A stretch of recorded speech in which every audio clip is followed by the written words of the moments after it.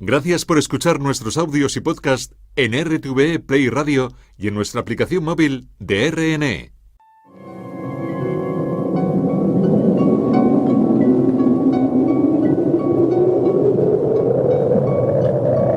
Solo cuando el túnel está en la más absoluta oscuridad es cuando puede volver otra vez la luz.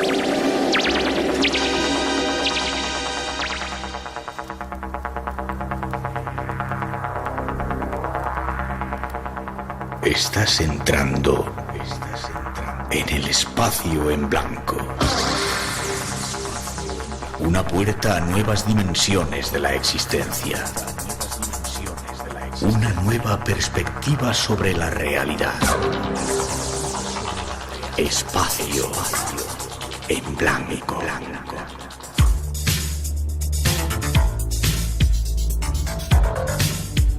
Una producción escrita y dirigida por Miguel Blanco. Llegamos, es nuestro tiempo. Los misterios se acercan durante 2 horas aquí a Radio Nacional.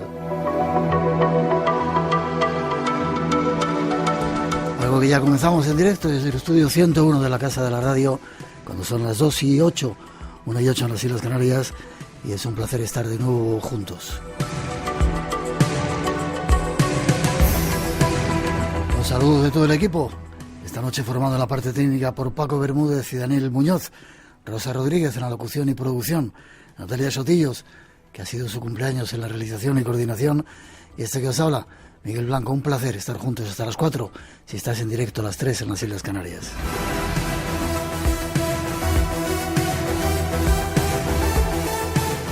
Nuestra compañera Teresa Vilas nos da más datos. Estos son nuestros medios de contacto. El teléfono gratuito del directo 900-137-137. Nuestro email espacioenblanco@rtve.es. El WhatsApp 633 50 50 11. Y si deseas unirte a nosotros en las redes sociales Facebook, Instagram y Twitter, teclea eBlanco Radio. Te esperamos. Conecta con nosotros.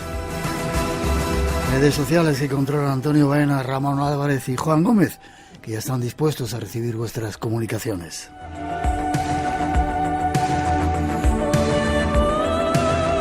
Y volvió a salir el EGM y el misterio continúa.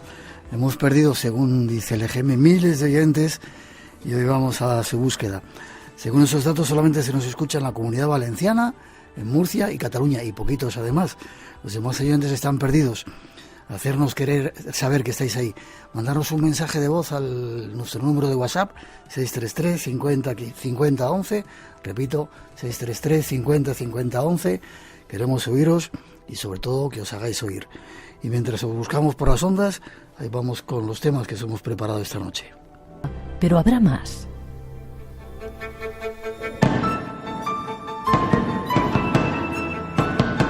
La visita a una inquietante casa endemoniada.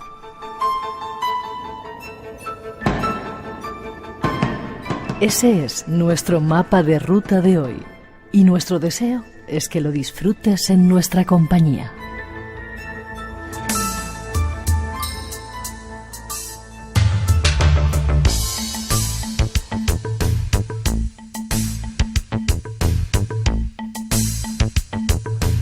Muchas preguntas esta noche para contestar y tenemos al invitado perfecto, uno de los pesos pesados de la divulgación y uno de los más importantes divulgadores de eso que llamamos cultura. Buenas noches, don Jesús. ¿Qué tal, Miguel? Muy buenas noches. Un placer que estés con nosotros. Jesús Callejo, conocido por todos los oyentes, escritor, divulgador, director de la Escóbula de la Brújula. Y yo quiero que te lo he preguntado muchas veces. ¿Cuántas veces has venido?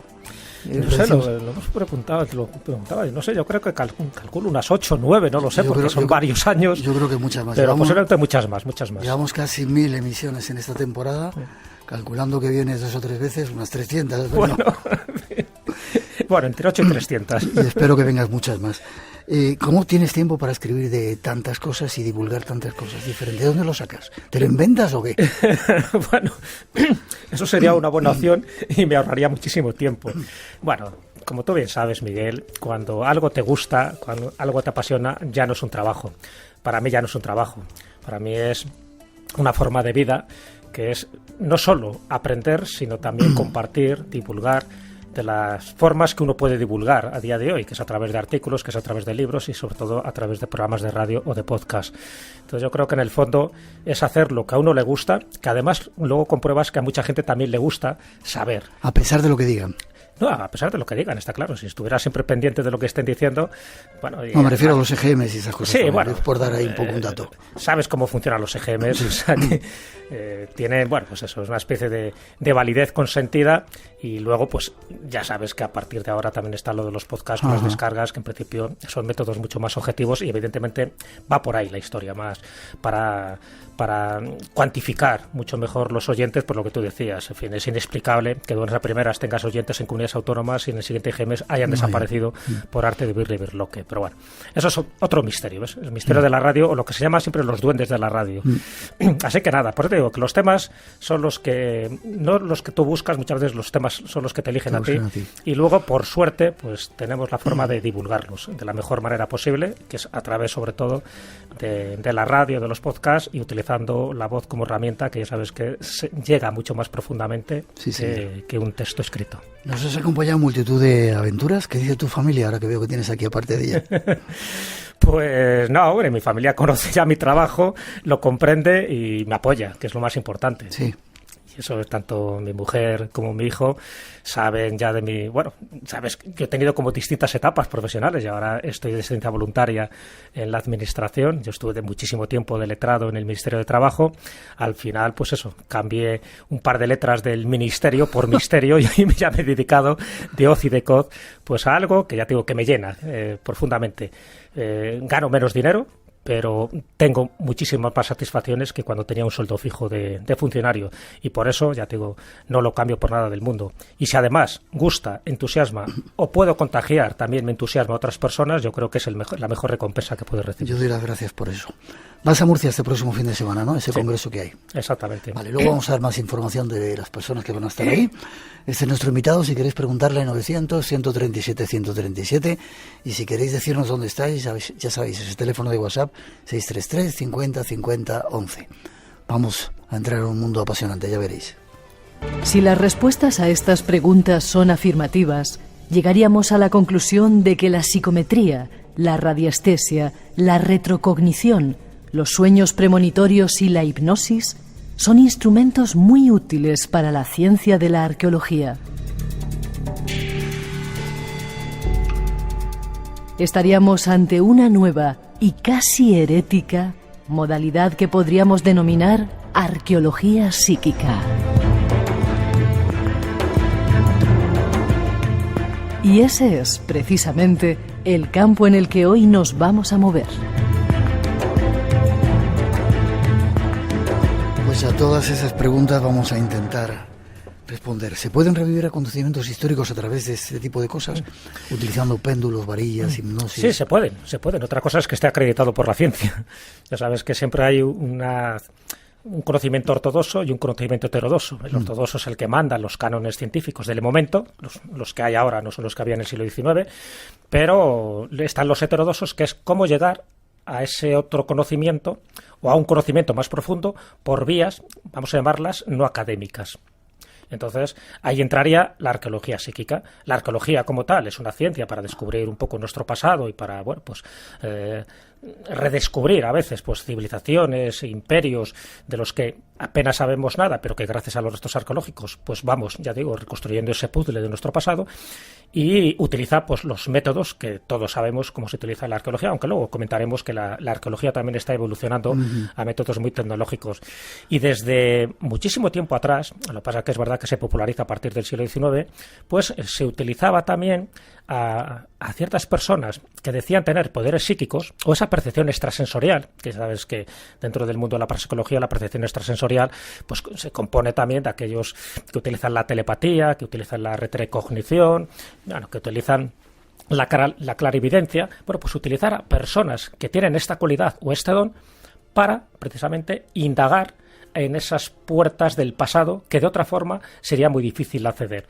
Entonces, bueno, evidentemente no es un método científico, pero nos tenemos que ir a las pruebas, nos tenemos que ir a los hechos y a las evidencias. Si al final funciona, el fin justifica los medios. Hoy vamos a ver alguna de ellas. Y es que ha funcionado. ¿El nombre de arqueología psíquica lo has inventado tú? ¿Ya venía? No. Es un libro que se publicó en los años 70 de Jeffrey Godson y que se llama así precisamente Arqueología psíquica, donde, bueno, posiblemente no lo inventara él, porque al final es poner dos palabras que ya estaban muy popularizadas, ¿no? Y entonces lo que hace es utilizar una palabra que es psíquica como una forma muy genérica para analizar a aquellas personas, aquellas investigaciones, aquellos proyectos donde se ha utilizado a mediums, se ha utilizado a contactados, se ha utilizado a personas que a través de sueños premonitorios o de sueños lúcidos, pues o incluso por psicometría, pues han dicho que tienen contacto con ese pasado y que luego se ha intentado demostrar la evidencia de esas, vamos a llamarlas, visiones. Y aquí es donde Jeffrey Goodman utiliza una serie de contactos de los que él tiene constancia. Luego, posteriormente, ya sabes que es un libro que se ha quedado obsoleto porque hay muchísimas más investigaciones posteriores, pero él utiliza a una serie de personas, sus testimonios, incluso casos directos que él ha vivido, que ha protagonizado, también con unos yacimientos arqueológicos de los indios Hopis en Arizona, y va poniendo una serie de extractos de las cosas que él ha investigado y que llega a la conclusión de una forma definitiva que evidentemente a través de todas estas técnicas que te acabo de comentar, que es la clarividencia, la retrocognición, la hipnosis regresiva, a través de la escritura automática, a través de los sueños lúcidos, en fin, incluso a través de la reencarnación, ¿no?, de personas que dicen haber recordado hechos pasados, pues luego se ha ido comprobando. Dice, bueno, muy bien, tú me dices que aquí hay un yacimiento arqueológico, pues vamos a comprobarlo. Y efectivamente al final se iba demostrando. Hay veces que no, hay cosas que se han dicho, y luego te comentaré algunos ejemplos, cosas que se han dicho que a día de hoy no se ha podido demostrar, lo que no quiere decir que sea falso, sencillamente es que si hay cosas que se han acertado, a lo mejor lo otro está todavía por descubrir y falta el tiempo preciso para que se llegue a comprobar. Creo que vamos a ver algunos casos de Egipto. ¿Qué es lo que más se ha utilizado? ¿Hay algún sistema que se haya utilizado de alguna manera evidentemente más? A ver, Miguel, lo que más se ha utilizado, pero además por una razón básica, porque es lo que tenemos más acceso, es el péndulo, son las varillas. En fin, es lo que comúnmente se llama radiestesia, o antes se llamaba la rhabdomancia, ¿vale? Entonces eran los clásicos poceros, por ejemplo, los que utilizaban sus varillas o incluso el péndulo, según las vueltas que diera, derecha e izquierda, y el número de vueltas pues te estaba indicando el número de metros que tú tenías que profundizar, ¿no?, que cavar para encontrar un pozo. Pero bueno, lo mismo que tú puedes encontrar un pozo de agua, si tú en el péndulo, por ejemplo, pones un testigo de lo que tú quieres encontrar, en este caso de, bueno, yo quiero encontrar un hueso, quiero encontrar un objeto de metal. Bueno, pues evidentemente los rhabdomantes o los radiestesistas son capaces de hacerlo o bien sobre el terreno o, lo que es más curioso, a través de los mapas. Sobre un mapa, ¿no? Claro, entonces es la radiestesia por mapas, que es más sorprendente, todavía es mucho más fascinante, ¿no? Porque tú pones un mapa, tú imagínate que sabes que hay una serie de yacimientos arqueológicos pues en una zona concreta de selva, en el Amazonas, o yo qué sé, en un pueblo de Castilla. Entonces el rhabdomante te va cogiendo, o bien con las varillas, o bien con una horquilla de metal, o bien con el péndulo, cada uno utiliza su método. Ya sabes que al final lo que hace el rhabdomante es un poco de antena, ¿no?, receptiva de las energías psíquicas, que a través de movimientos muy sutiles de su mano, pues varía que el péndulo o la varilla vaya para un lado, vaya para otro. Bueno, pues a partir de ahí sí que se determina pues ese tipo de yacimientos. Lo de los pozos es algo que está demostrado, no hace falta que yo te lo diga, porque se les pagaba además un buen estipendio, y en el caso de los yacimientos arqueológicos pues ha ocurrido lo mismo. O sea que posiblemente de todos los métodos, el más común, el más socorrido, el que se sigue utilizando a día de hoy es el de las varillas, es el de la radiestesia, es el del péndulo, o bien sobre el terreno, o bien sencillamente con un mapa, que es mucho más fácil. 900, 137, 137 son los primeros datos. Hay más que queremos daros después de esa introducción. Espacio en Blanco, en Radio Nacional, con Miguel Blanco. El mismo Pluznikov lo expresó así. Muchos siguen confiando únicamente en sus palas y útiles de excavación, pero en Leningrado y Volgogrado hay bastantes que han adoptado ya mi método biofísico. Y lo están empleando para explorar el sur de Rusia en busca de asentamientos, como los que fundaron antiguamente los griegos en el litoral del Mar Negro. Es tan solo un ejemplo de esta desconocida arqueología psíquica. Conozcamos algunos más. Estaba recordando eso de la radiestesia. Yo vi al padre Pilón con un mapa. Había gente que había desaparecido, ponía el péndulo y acertaba donde estaba. Era increíble. Eso hacía el ruso también, Alexander Punikov. Claro, ya te digo que la radiestesia es un método que se utiliza pues con cierta facilidad y hay muchísimas personas que tienen esa capacidad. Ojo, no estamos hablando de poderes paranormales ni unas percepciones que solo tenga una élite de personas. Al parecer todos tenemos esa capacidad, lo que pasa es que algunos la tienen más desarrollada y otros pues nos hace falta una técnica o por lo menos ponernos más en esa investigación de campo. Entonces, bueno, pues una vez que consigues ese método, es decir, esa percepción donde lo que tú quieres buscar al final lo encuentras y compruebas que eso es así, ¿no? Y además a la distancia exacta. Sabes que incluso hay una variante dentro de esa radiestesia que se ha utilizado, por ejemplo, para determinar la magnitud energética que tienen algunos lugares sagrados o algunos lugares de poder. Como se hizo, por ejemplo, el pasado, en fin, con una serie de experiencias en templos que eran como muy reconocidos, donde se sabía, ¿no?, que hay una energía muy potente, como puede ser las pirámides de Egipto, como puede ser los templos de Camboya, de Angkor Wat y tal. Entonces, bueno, es una variante que no vamos a entrar ahora porque no sería arqueología psíquica, pero no solo porque no están determinando lugares arqueológicos ocultos, sino que ya son lugares que se conocen, pero saber qué energía tiene, ¿no? Entonces, a través del biómetro de Bovis, pues decía, pues bueno, tiene unas unidades de energía de 16.000, de 22.000. Todo eso indicaba de que era muy potente y por eso se acreditaba la cantidad de leyendas que se atribuía a ese templo o a ese recinto, y también por eso la peregrinación que había a esos lugares, porque se pensaban que tenía dotes sanatorias. Y efectivamente, desde ese punto de vista energético, sí que se sanaban porque ahí se manejaban energías bien cósmicas, bien telúricas, diferentes a otros recintos. Bueno, pues hay varios ejemplos de este tipo, pero ya yendo un poco más allá de la radiestesia, con lo que es la psicometría, también otra de esas especialidades de la percepción extrasensorial. Lo del arte de tocar los objetos. Claro, efectivamente. Bueno, si quieres... porque todo está relacionado al final, sabes que es como una variante, es decir, hay gente que tiene la capacidad a través del péndulo, de las varillas, pero luego dicen que si tú tocas el objeto, en lugar de ponerle como testigo en el péndulo, sabes que hay péndulos que están huecos y tú pones ahí lo que tú quieres localizar. Si es a una persona, por ejemplo, que también se utiliza para eso, lo que utilizaba el padre Pilón, por ejemplo, también la visión remota, que es otra de esas disciplinas fascinantes que se ha utilizado para el espionaje psíquico, se ha utilizado para asuntos militares, pero también para asuntos civiles, y dentro de los asuntos civiles para localizar a personas con resultados muy positivos. Bueno, pues lo que se hace muchas veces es que el psíquico coge en la mano una piedra o coge un objeto de lo que tú quieres encontrar, ¿no? Entonces, parece que la sintonización es mucho más efectiva de esta manera, ¿no? Entonces, luego si quieres comentamos un poco lo que es el arte de tocar algo, que sería la psicometría, ¿no? Lo tenemos preparado para esa especie de psicología táctil, ¿no?, de determinarlo. Pero efectivamente, lo que se estaba comentando, un poco lo que decía Rosa en este audio, ¿no? En general, los experimentos rusos han incidido más en esa línea, ¿no? De decir, bueno, vamos a utilizar la radiestesia, sabes que se utilizó sobre todo en lo que era la antigua Unión Soviética, muchos de estos experimentos, a veces con fines un poco adviesos, no precisamente para mejorar a la humanidad, sino precisamente para todo lo contrario, ¿no? Para intentarlo como una especie de guerra psicológica. Y sí que se descubrieron muchísimas cosas, por ejemplo, ese yacimiento o esa modificación y esa reestructuración de un monasterio medieval ruso y cosas similares que se han utilizado también en otros países. Entonces, eso ha quedado un poco casi relegado porque se han descubierto métodos mucho más sofisticados y mucho más útiles para llegar a esas mismas conclusiones, ¿no? Entonces ya no solo consiste en utilizar el péndulo, que hay resultados, ya te digo, bastante curiosos y bastante espectaculares, sino que se va un poco más allá. Lo que se busca ya es técnicas que sean como compatibles unas con otras. ¿Por qué? Porque es como si tú estudias un objeto o estudias un lugar y lo estudias de distintas disciplinas, lo estudias desde el punto de vista de la geología, de la arquitectura, de la historia, de las leyendas. Aquí ocurre algo parecido. Es decir, lo que se está intentando es, para comprobar que los datos son exactos, vamos a utilizar distintos métodos, sobre todo en personas que tienen esa capacidad psíquica que está por encima de la media, ¿no?, por encima de lo normal.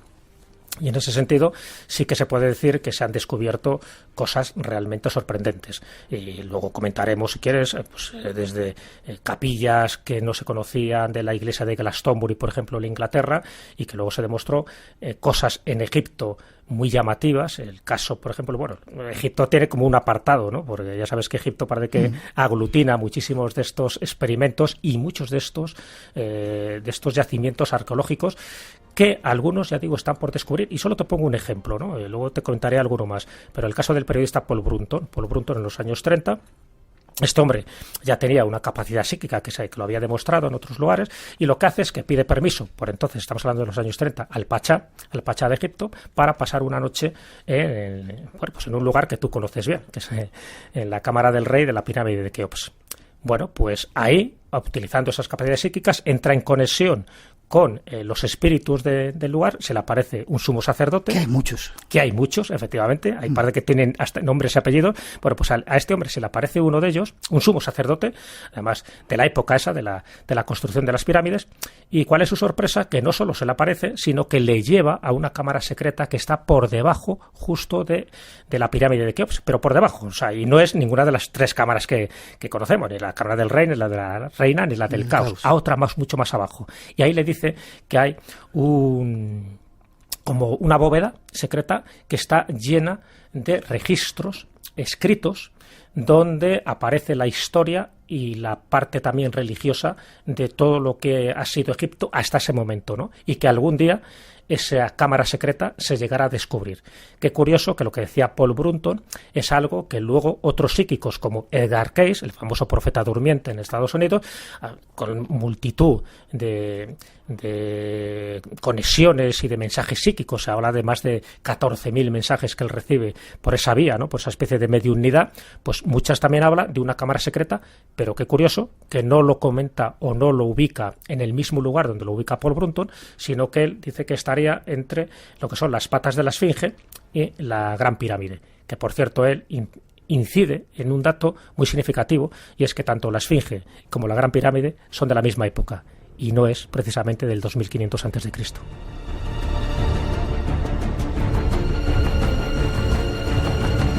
Pero eso todavía no se ha hecho efectivo, no se han encontrado todavía. Exactamente, eso está ahí queda para que cuando algún día, como dice también los grandes maestros espirituales, dice, se encontrará cuando llegue el momento o cuando la humanidad esté preparada. Vale, nos vamos si quieres a Glastonbury. ¿Qué pasó en Glastonbury? Bueno, en Glastonbury, es muy interesante porque son de los primeros casos documentados y comprobables de que la arqueología psíquica existe, ¿vale? Y estamos hablando de principios del siglo XX. Entonces aquí, la persona que está implicada es una persona muy reconocida hasta aquel momento, hasta que, claro, luego empezó a hablar de lo que habló y ahora te comentaré. Y estamos hablando de Frederick Blyth-Bond. Frederick Blyth-Bond, que era un arquitecto, que era una persona muy involucrada en lo que eran las ruinas de esa abadía de Glastonbury, que lo que podemos ver ahora no es lo que se veía a principios del siglo XX. Siempre han sido ruinas. Hombre, está considerada como la primera iglesia del cristianismo en Inglaterra, o sea que eso ya dice bastante. Algunos dicen que se construyó en el 166, otros dicen que las primeras pruebas arqueológicas son del siglo VIII, pero bueno, el hecho es que es algo más que una abadía, es decir, representa todo un icono para la Iglesia católica y sobre todo para la Iglesia inglesa, ¿no? Bueno, pues ¿qué ocurre? Que lo que hace Frederick, este arquitecto, es contactar con un amigo suyo, que era un capitán, el capitán John Bartlett, que además tenía esas capacidades psíquicas, y le dice, vamos a ver, aquí hay que excavar, pero no sabemos por dónde empezar. Hay una serie de torres, hay ruinas, que son las que conocemos de Glastonbury, pero sabemos que, por los planos antiguos que tenían, sabemos que hay como más estancias y más capillas, pero no sabemos ubicarlas. Entonces lo que hace el capitán Bartlett, esta vez utilizando otro de esos métodos que te comenté al principio, que es la escritura automática, o el lápiz parlante, como así lo llamaba, el lápiz parlante, lo que hace es que contacta con los espíritus guardianes de Glastonbury. Y no se le apareció uno o dos. Esto pasa también como en la pirámide de Keops, ¿no? Donde parece que los espíritus guardianes son bastantes. No, ahí contacta con uno, en principio con un monje, Gulielmus se llama, que debe ser una especie de derivación de Guillermo, y ese Gulielmus pues le va contando una serie de circunstancias que en principio no hay forma de comprobarlo, pero le le marca, a través de esa psicografía, a través de la escritura automática, le marca lo que es un plano. Un plano donde le está diciendo que al este de las ruinas de Glastonbury hay una capilla, que además era la capilla de Edgar, incluso especifica el nombre, y que si allí excavan, efectivamente encontrarán esa capilla. Y se comprueba. Bueno, ¿La encontraron? Y la encontraron, sí, esa capilla ahora mismo tú la puedes ver. Bueno, pues esa, el que la vea y conozca esta historia, es gracias a esta arqueología psíquica, gracias al capitán John Bartlett. Pero es que no solo se queda ahí, sino que en esos mapas que le van suministrando a través de esta capacidad psíquica, le va indicando más criptas, más capillas, que a día de hoy todavía no se han excavado.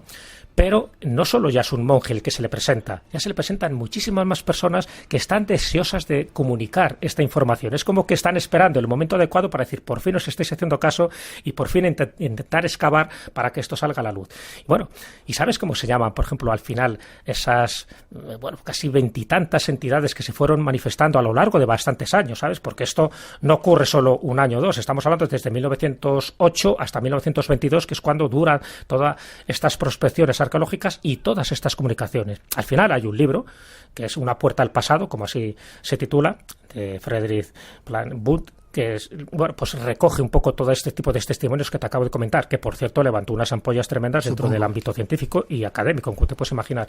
Bueno, pues a esos, ¿cómo se llama? A esa cohorte de fantasmas, de los fantasmas de Glastonbury, tenían un nombre muy curioso, muy significativo, porque se empezaron a llamar ellos mismos los vigilantes del otro lado. Wow. 2:37, 1:37 en las Islas Canarias. Seguimos adelante. Y si queréis mandar un mensajito, estáis preguntando al teléfono 633 50 50 11 es nuestro número de WhatsApp. Dejáis un mensaje de voz y nos decís dónde estáis escuchando. Y preparaos, que hay más todavía. Radio Nacional de España, la que quieres. En España, más de 4 millones de personas sufren trastornos del sueño. Muchos ciudadanos se acuestan tarde, duermen poco y se levantan cansados. Futuro abierto. Los científicos nos recuerdan que dormir poco altera los niveles de azúcar, favorece la diabetes y perjudica a nuestro sistema inmunológico, entre otras consecuencias serias para nuestra salud. Futuro abierto, con Tato Puerto. Esta semana en Futuro Abierto hablamos del sueño. Los lunes a las 2 de la madrugada, la 1 en Canarias. En días como estos, días que cortan como navajas... Yo creo que el periodismo es como el cine. En la película, si el bueno es muy bueno y el malo es muy malo, lo que es malo es la película. Nos dicen que han sido ejecutados. Vivir para contarla. No puedo escapar, las mujeres estamos jodidas. Te ven como un delincuente. No puedo sacar la cámara. Te voy a quemar viva a vos. Vivir para contarla. Segunda entrega. Muy pronto. RTV. La que quieres. Y resultados de sus experimentos psicométricos, realizados bajo los auspicios del profesor Poniatowski, fueron recogidos en un libro titulado Tanteos parapsicológicos de culturas prehistóricas de 1937 a 1941.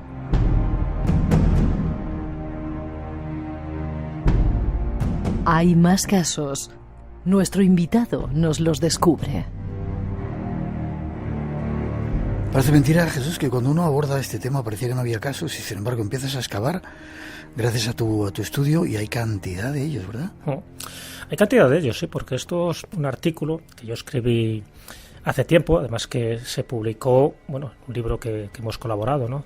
En Hay otros mundos, en el que coordinó David Cuevas. Luego, en un libro del que también hemos hablado aquí en Espacio en Blanco, que es Territorios Talismán, también le dedico una parte a esta arqueología psíquica, porque bueno, me parece interesante, ¿no?, saber cómo se descubren ciertas cosas que eran sagradas antiguamente, que luego con el tiempo se olvidan y luego vuelven otra vez a resurgir, y es como que vuelven a tener ese mismo culto, ¿no?, por lo menos con esa misma, no con esa misma intensidad, pero sí por lo menos con esa misma devoción. Bueno, pues en el caso que acabamos de escuchar, sí que forma parte de eso que llamaríamos psicometría, ¿no?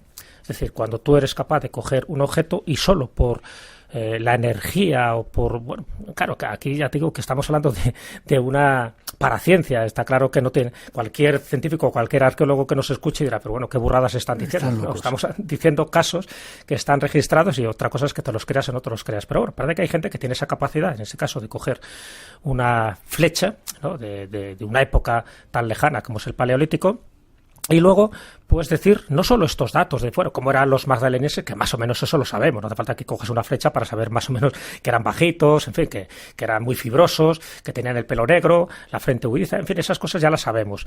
Pero claro, que te digan cosas como que tenían los perros domesticados o como que incineraban a sus muertos, o sea, datos que estamos hablando de una investigación psíquica y arqueológica, en este caso antropológica, que son de los años 30. Es decir, no había tanta información de estos seres en aquella época. Y luego se fue confirmando, punto por punto, casi podríamos decir flecha por flecha, que todo eso era verdad. Por eso es tan importante las investigaciones de Stefan Osowiecki, de este psíquico. Y por eso son tan importantes las investigaciones que hizo pues el profesor, que además era profesor de endología de la Universidad de Varsovia. O sea que estamos hablando de personas muy reconocidas, como era el profesor Poniatowski.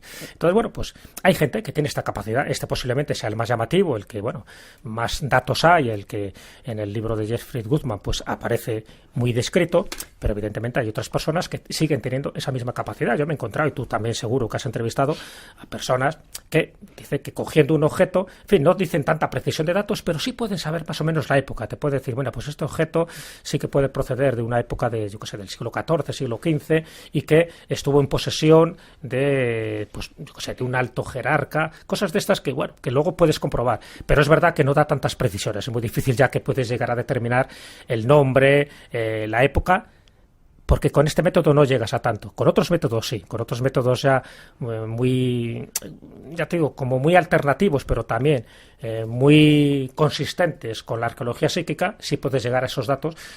Por ejemplo, si seguimos con lo de Egipto... Íbamos a Egipto ahora, sí. Si seguimos con lo de Egipto, ya te he puesto el caso de Paul Brunton, que es otro método distinto, es una especie de visión, ¿no?, de sueño lúcido que él tiene. En el caso de Edgar Cayce es distinto, ¿no?, pues a través de esos trances, del profeta durmiente, como así le llamaban, pues llegan a esas conclusiones, que por cierto, él no solo habló de Egipto, Edgar Cayce, él también sabes que hablaba de la Atlántida. La Atlántida es algo curioso porque muchísimas de estas investigaciones que tienen que ver con la percepción extrasensorial, cuando te vas muy atrás, antes o después la Atlántida sale. Es decir, es como que hay una especie de cultura madre donde luego se derivan otro tipo de culturas y, por supuesto, Egipto tiene todas las papeletas. Bueno, pues en el caso de Edgar Cayce ocurre lo mismo. Él habló de la vida oculta de Jesús, habla de la Atlántida, habla, como no, de Egipto, incluso dice cosas que a día de hoy no se han podido comprobar. Edgar Cayce, te lo cuento como anécdota, sabes que el Nilo va de sur a norte y al final desemboca en el delta, en el Mediterráneo. Bueno, pues él decía que originalmente el Nilo desembocaba en el Atlántico. A día de hoy no se ha demostrado y no se ha comprobado. Bueno, pues vamos a ver. También hablaba de esa sala de los archivos, que a día de hoy no se ha comprobado, pero sí que se ha comprobado muchísimas de esos mensajes psíquicos que él recibía, de esas más de 14.000, ¿no? Misiones, bueno, casi un poco lo entendía, ¿no?, como una especie de misión que él tenía que hacer en este mundo. Ojo, no todo tenía que ver con el mundo arqueológico. Sabes que muchas de las cosas tenían que ver con el mundo de la medicina. La gente iba, le consultaba, él entraba en trance y le decía qué enfermedad tenía y lo que tenía que tomar o lo que tenía que hacer. Bueno, pues en el caso de Egipto, para mí el más sorprendente, el que todavía a día de hoy, en fin, me sigue fascinando, es el de Om Seti. Claro, el de Om Seti, lo de esta mujer ya es distinto. Esta mujer no se llamaba Om Seti al principio, era Dorothy Eady. Bueno, pues desde pequeña tenía una fascinación por Egipto, hasta que, bueno, ella tiene un accidente a los 3 años, casi muere, pero parece que se le abrieron las puertas de la percepción a los 3 años y desde ese momento empieza a tener conexiones, bueno, con el otro lado, ¿no? Y esas conexiones con el otro lado hace que con el tiempo vaya teniendo una serie de sueños, de visiones tan profundas y tan lúcidas, que en una de esas visiones se le aparece pues un sacerdote del Antiguo Egipto, que le va contando que realmente su casa no es en Inglaterra, sino que su casa auténtica siempre ha sido Egipto. Bueno, pasa el tiempo y con una edad ya un poco más adulta, tiene ya la aparición no de un sacerdote, sino directamente de todo un faraón, que era Seti I. Y Seti I, que está muy vinculado al templo de Seti I, que es en Abidos, le va dando una serie de revelaciones de lo que era ella en vidas pasadas, y sobre todo en una vida concreta, que era la época en la que vive Seti I, ¿no? Ella dice que era una sacerdotisa del culto de Isis, que se llamaba Berensit, que tenía pues una serie de dedicaciones, incluso una serie de aficiones sentimentales por Seti I, parece que tuvieron una relación, quedó embarazada, tuvieron un hijo, ella al final se acabó suicidando, en fin, le va contando una serie de datos que, bueno, que hasta ahí tú te los puedes creer o no creer, pero ella sí que tiene una querencia por ir a Egipto como sea, y de hecho estudia egiptología, lo hace con el profesor Wallis Bats, que es uno de los grandes egiptólogos que había en aquella época y sobre todo en el British Museum. Y cuando ella cree que está preparada, fíjate, no lo hace en la juventud, cuando ella cree que está preparada, y estamos hablando ya que tiene ya más de 40 años, es cuando se encamina, ya no solo a Egipto, porque en Egipto va, pero no va al templo de Abidos, y cuando ella cree que tiene que ir al templo de Abidos, que es su destino, que sabe que es su casa, a partir de ahí empieza a ocurrir lo sorprendente, lo espectacular, y sobre todo para los egiptólogos y para los cuidadores y los vigilantes de la zona, porque ella no había ido nunca allí y sin embargo conocía al dedillo cada habitación. De hecho, la ponían a prueba, ¿no? La ponían ahí una venda en los ojos, a oscuras, y dice, ala, encuentra el camino, ¿no? Y ella se encaminaba por los sitios sin tropezarse porque conocía al dedillo el templo de Abidos, que además en aquella época no estaba tan reconstruido como está ahora. Y por suerte también conocía aquello que a día de hoy sigue todavía sin saberse y que tampoco se sabía en aquella época, es decir, una serie de pasadizos y por ejemplo, un jardín que no se tenía constancia. Ahí es cuando empieza a dar en el clavo. Ahí es cuando la gente la empieza a tomar en serio. De hecho, ella adopta el nombre de Onseti, la madre de Seti, porque tiene esa conexión directamente con el faraón. Y el faraón, en teoría, es el que le va suministrando estos datos y le va diciendo que en la parte este del templo de Abidos allí había un jardín. Bueno, que hubiera templos, que hubiera jardines en los templos egipcios era algo habitual, pero este no se había descubierto. Se sabe dónde estaba, te dice en qué situación de la zona este del templo de Abidos había que excavar. Cuando excavan, efectivamente, lo encontraron raíces de árboles, encontraron canalizaciones de agua, encontraron un pozo. Efectivamente, allí estaba el jardín. Era imposible saberlo por otra vía, imposible. Pero no solo eso, sino que cuando ella va diciendo más datos, siempre con este tipo de revelaciones, siempre supuestamente, con los datos que le pasa, por una parte, estos sacerdotes egipcios, por otra parte, lo que le está pasando, su gran amor, ¿no?, que era el faraón Seti I, y por otra parte, pues todo lo que ella recuerda de esas vidas pasadas. Bueno, pues todos los datos que va dando se van confirmando uno por uno, hasta el punto de que se la empieza a admirar. Bueno, ella se convierte pues en una de las mejores arqueólogas, sin ser arqueólogas, del momento, porque sabe, las piedras estaban diseminadas, sabe en qué sitio tienen que ir colocadas las piezas, como si fuera un puzzle. Sabe que esta tiene que ir aquí, que esa pieza no corresponde a la columna, sino que corresponde a la pared, pero no a la pared oeste, sino a la pared sur. Todo ese tipo de cosas deja asombrados a los arqueólogos y a todo bicho viviente que pasaba por allí. La empiezan a respetar, se dan cuenta que no saben cómo llega la información, pero que desde luego está dando una información de primer orden.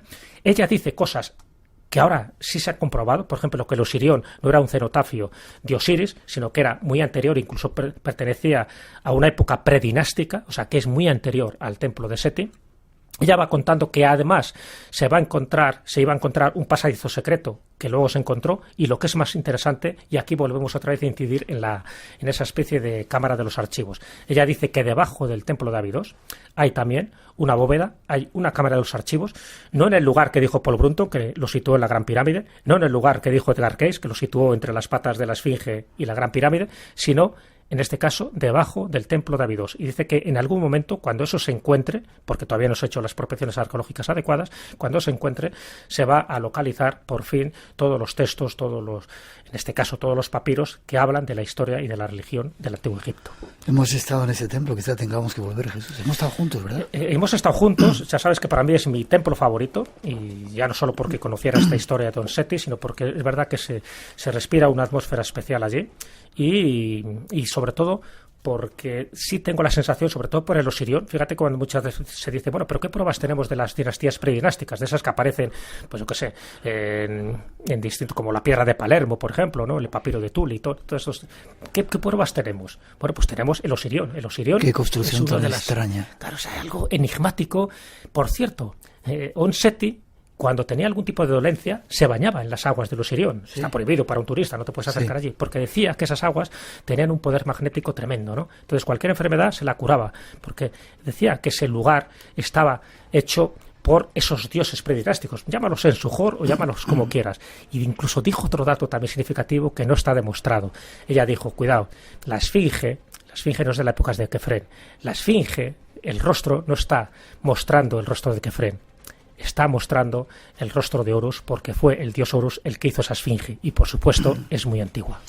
Tendremos que volver a Egipto para mirarlo con otros ojos. 2:51, vamos como estemos todavía.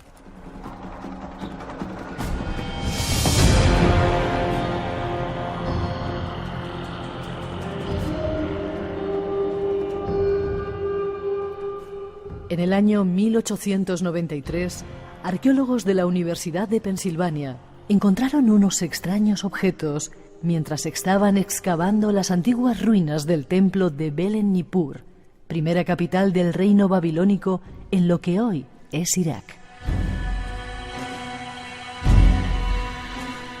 Al doctor Hermann Hilprecht, profesor de asirio de dicha universidad, se le dieron dibujos detallados y esquemas de 2 fragmentos de ágata que llevaban inscripciones cuneiformes. Los miembros de la expedición ignoraban su significado y necesitaban traducirlos, así como averiguar su origen. Tras unas semanas de esfuerzos, el doctor Hilprecht no había dado aún con la solución de las inscripciones. Supuso, con alguna duda, que dichos fragmentos habían pertenecido a antiguas sortijas, pero sus deducciones no llegaban a más. Al cabo de unas pocas noches, tuvo un sueño que le obligó a rectificar sus conclusiones. En este sueño, según dijo, un sacerdote alto, delgado, de la antigua Nippur precristiana, ciudad sagrada cercana a Babilonia, y de unos 40 años de edad, se le acercó y le condujo a la cámara del tesoro del templo. Era una habitación de techo bajo y sin ventanas. Contenía un cofre y algunos trozos de ágata y lapislázuli esparcidos por el suelo.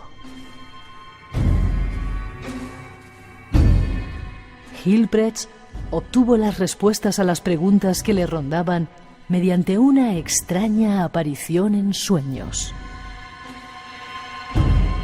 Este es un caso, Jesús, de que a través del sueño descubre una serie de preguntas que se hacía y que luego se corroboraron. Sí, exactamente.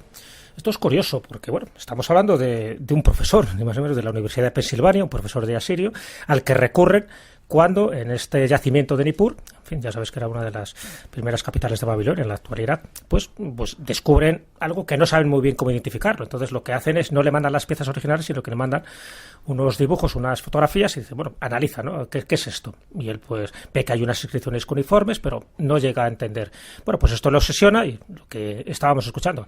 Al cabo de unos días hay un sueño lúcido. Aquí entramos, ¿ves? En esos sueños ya no tanto premonitorios, sino un sueño clarividente de los muchos que ha habido también dentro del mundo de la ciencia. Gracias a un sueño, por ejemplo, se ha descubierto la estructura del benceno, ¿no? Que era circular, por ejemplo, por Augusto Kekulé, o pues, yo que sé, la estructura del átomo por Niels Bohr. Es decir, que a través de sueños, cuando ya tienes, por supuesto, el problema en la cabeza, pues llegas a esa conclusión y a esa deducción lógica que luego se comprueba. En el caso de Hilprecht, pues él, en ese sueño, cuando se le aparece ese sacerdote, pues un poco como le diciendo, pero pringao, no te das cuenta de lo que tienes en las manos. Dice, lo que tienes es, y claro, le cuenta un poco la historia. Esto es un objeto del rey tal, que corresponde más o menos al 1300 a.C., efectivamente, de las ruinas de Nippur, que formaba parte de un cilindro votivo que se había dedicado a un dios y que llega un momento en que se tenía que hacer de ese cilindro votivo tres objetos, 2 de ellos que se convirtieran en pendientes para ese mismo dios, para esa deidad. Y dice, y de esos 3 objetos solo han aparecido 2. El tercero no va a aparecer nunca. Efectivamente, nunca apareció. Pero en los 3 hay una inscripción que tiene su correspondencia, que si unes los 2 fragmentos, los que tú tienes, verás que coincide con ese mensaje. Entonces, él, cuando se despierta, efectivamente, va directamente a sus dibujos o las fotografías que le habían pasado y ve que la inscripción, si lo vas uniendo los 2 fragmentos, coincide. Y se da cuenta de que no eran sortijas como él pensaba, sino que gracias a ese sueño tan clarividente, se dan cuenta que son pendientes. Y entonces lo comunica a la Universidad de Pensilvania. Ellos, que tienen los objetos, al juntarlos, ven que efectivamente la inscripción corresponde, es decir, que formaba parte de un objeto mucho más grande, que era un cilindro, y que evidentemente hay una parte de esa escritura que no aparece porque forma parte de ese tercer cilindro que nunca se ha encontrado y por lo que dijo esta aparición nunca se va a encontrar. Bueno, ¿cuál es también su mayor satisfacción? Que cuando por fin ve esos objetos que estaban en lo que era el Museo Imperial de Constantinopla, actualmente el Museo Topkapi de Estambul, cuando los ve allí físicamente, porque hasta ese momento solo los había visto en un plano, cuando los comprueba y los tiene en su mano, efectivamente coincide exactamente con lo que esa visión de ese sacerdote alto y delgado de unos 40 años de edad le había comunicado. Es decir, en este caso, alguien que no tenía ningún precedente de tener sueños, de tener ninguna capacidad psíquica, de tener ninguna retrecognición, sin embargo, a través del sueño, en este caso sorprendente, pues se determinó para qué servían esos dos aritos, que no eran sortijas, sino que eran dos auténticos pendientes, en este caso en honor del dios Ninib, porque incluso hasta se estableció qué dios es el que le correspondía. Y el tercer objeto, como te puedes imaginar, a día de hoy, en paradero desconocido. Era el sueño de Hilprecht. ¿Ha habido otros sueños que hayan revelado algo? Nos quedan 1 minuto y medio antes de las noticias. Sí, dentro del mundo de la arqueología hay varios. Lo que pasa es que luego no se ha demostrado de una forma tan fehaciente como este. Ya digo que hay muchos de los sueños que se dan más en el mundo del campo científico, no tanto del arqueológico en general, sino del científico, que sería lo que se llaman serendipias, es decir, que a través de un sueño, de una obsesión que se tenía, pues llegas, por ejemplo, pues a descubrir la máquina de coser, la insulina, la tabla periódica de los elementos, sí, la máquina de coser, este inventor, Howell, se apellidaba, pues estaba obsesionado con la aguja, ¿no? Parecidamente como tenía que ir incrustada en lo que era la máquina para que no se estropeara justo cuando tenía que hacer estas labores mecánicas, y a través de un sueño determinó cómo es la máquina de coser actual. O ya te digo, o la tabla periódica de los elementos de Mendeleev también. Tenía una obsesión de cómo se tenía que distribuir los distintos elementos en función de su peso atómico, y gracias a un sueño muy vivido, lo llega. O sea que sueños en el mundo científico hay muchísimos, y en el mundo arqueológico hay muchos más, pero este desde luego sería un poco como el más puntero, el más demostrable y el que se cita normalmente en todos los manuales.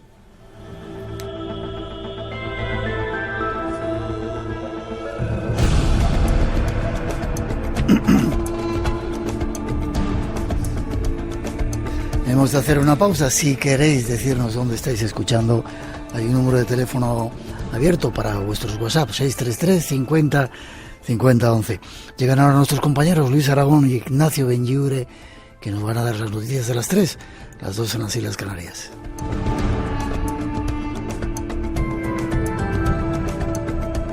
José Luis Aragón, nuestro compañero, que nos ha traído bombones y al que agradecemos. Después de la noticia regresamos. Jesús Callejo todavía nos va a contar algo de cómo es ahora en el presente la arqueología, que es sorprendente, y después os invitamos a ir a una casa embrujada que ya veréis. 900 137 137 por si nos queréis llamar. Enseguida regresamos.